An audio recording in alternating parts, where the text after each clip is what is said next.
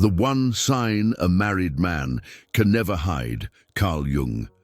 Have you ever noticed how a married man acts differently when he's interested in someone else? There is a sign that he simply cannot hide, no matter how hard he tries to disguise it. Carl Jung spent years studying human behavior and discovered something disturbing. Our unconscious always betrays our true intentions through small signals that escape our conscious control. Imagine the following scene. You are talking to someone and suddenly you notice something strange in their behavior. It's not what he says, but how he acts. Her eyes reveal a tension, her body transmits a different energy, and there is a restlessness that words cannot camouflage. Jung called this the shadow we can't hide, that part of us that manifests itself involuntarily, especially when we try to hide something important. In this video, I'm going to reveal that unmistakable sign that every married man shows when he's emotionally involved with someone else. Prepare yourself, because you will never see certain situations in the same way again. 1. The body speaks what the mouth hides. When I talk to someone, I always notice a simple truth. We can control our words, but our body has a life of its own. There is a part of us that acts independently of our conscious will. It is as if there are two people inside each of us, the one who decides what to say and the one who acts without permission.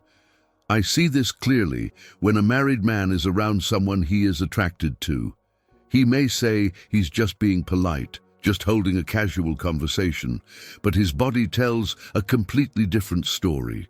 His shoulders are positioned towards her, even when he's talking to someone else. Your feet point to where you really want to go. Her hands move more when she's around, as if they want to attract attention.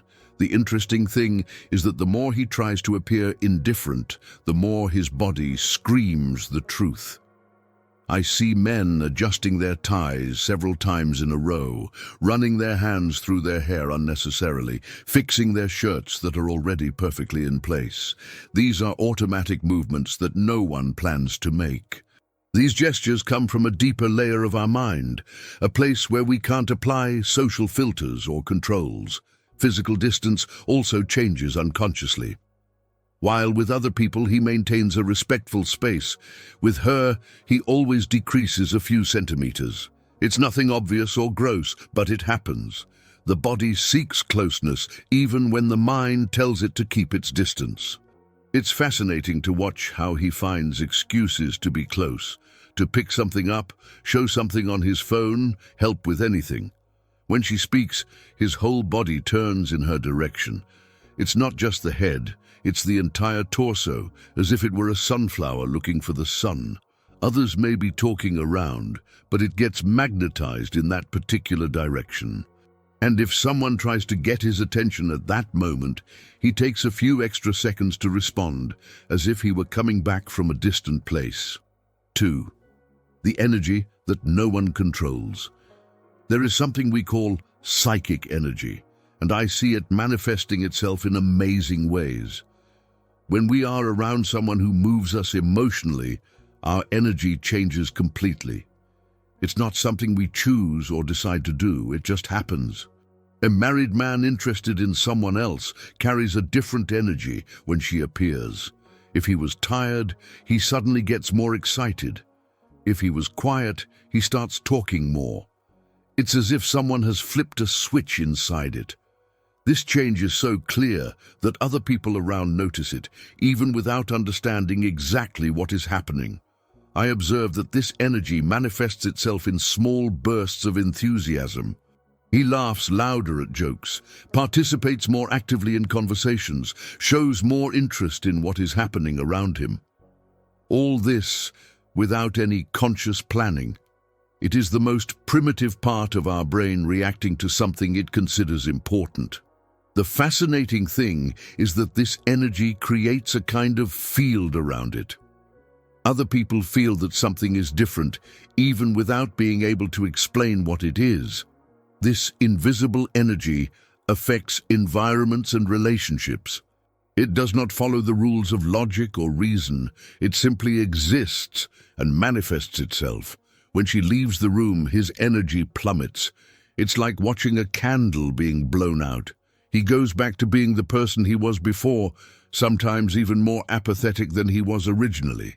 This contrast between high and low energy is one of the most telling signs because it clearly shows where his emotional focus is. I also notice that he gets restless when she is near, but not in a negative sense. It is a productive restlessness, full of life. He moves more, gesticulates more, takes up more space.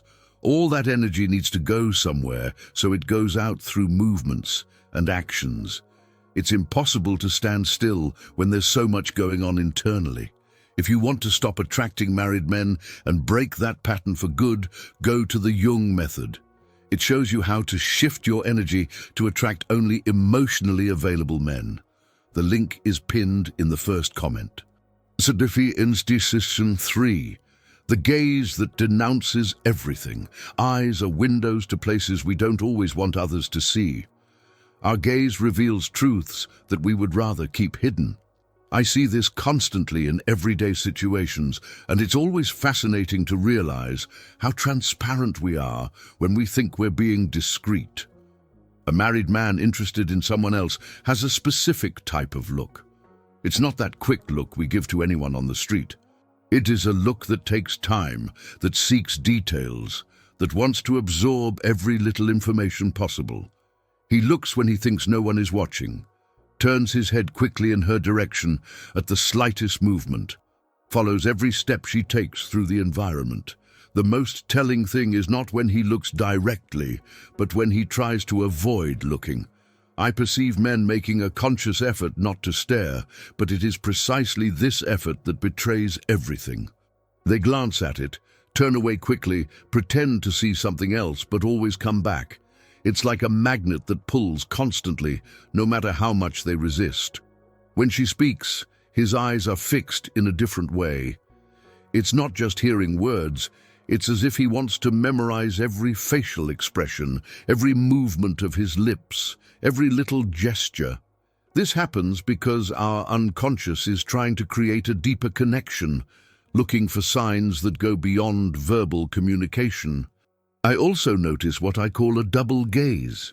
He's talking to someone. He maintains appropriate eye contact, but his eyes keep checking where she is, what she's doing, who she's talking to. It's like having two simultaneous conversations, one with your mouth and one with your eyes. And this second conversation is always more honest. The pupil also does not lie. It dilates when we look at something that attracts us. And this is completely involuntary. No man can control his pupils, no matter how good he is at hiding his feelings. It is a pure biological reaction without social filters or rationalizations. 4. The language of small gestures. We must pay attention to the little things because they are the ones that reveal the great truths. I see this confirmed every day when I observe how people behave. The big gestures can be planned and controlled, but the small ones escape our conscious radar. When a married man is interested in someone else, his small gestures multiply. He adjusts his posture when she approaches, fixes something in his clothes without real need, runs his hand on the back of his neck several times. They are tiny movements that happen on autopilot, commanded by that part of the mind that we cannot consciously control.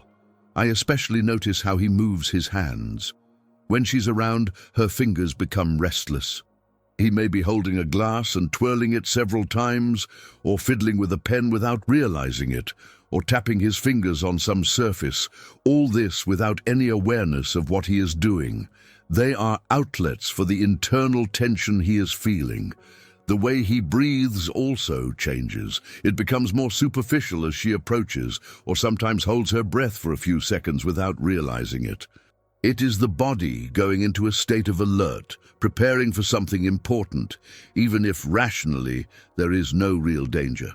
I also observe the micro gestures of approach. He tilts his body a few degrees toward her during group conversations. He reaches out a little further when he passes something to her. He stands on tiptoe for a second when she is far away, as if he wants to see better.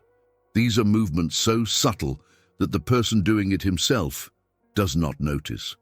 Touch is another powerful indicator. I'm not talking about obvious or inappropriate touches, but those extra microseconds that his hand remains when greeting, or how he finds small excuses for a casual touch on the shoulder, arm, back.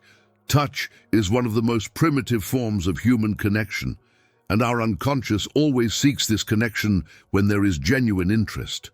5. The restlessness that does not disguise itself. There is a kind of restlessness that is impossible to hide, no matter how hard we try to appear calm. When there is a strong internal conflict, our body becomes a visible battlefield. I see this clearly when a married man deals with feelings he knows he shouldn't have. This restlessness manifests itself in specific ways. He can't stand still completely when she's present. There is always some part of the body in motion, the foot swinging, the leg crossing and uncrossing, the toes drumming, the head moving subtly. It is as if the entire nervous system is in a state of high alert. I also notice that he is overly aware of himself. He constantly checks if he is presentable, if his posture is adequate, if he is saying the right things.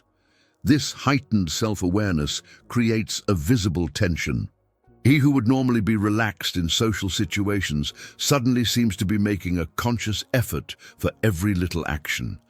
The voice carries this restlessness as well. It may become slightly more acute or more severe than normal. The rhythm of speech accelerates or is choppy. It can start sentences and not finish them properly, or use more filler words like so, right, type. All this because the mind is divided between what it wants to say and what it thinks it should say. This restlessness comes from a conflict between who we show ourselves to be to the world and who we really are inside. A married man interested in someone else is living this conflict intensely. Part of him wants to maintain the image of a devoted husband, while another part wants to explore these new feelings. This internal war cannot fail to appear externally. I observe that he constantly seeks validation from her through small behaviors. He tells a story and looks to see if she laughed. He makes a comment and quickly checks his reaction. This constant need for feedback creates perpetual restlessness because he is never fully satisfied or sure of how he is being perceived. 6.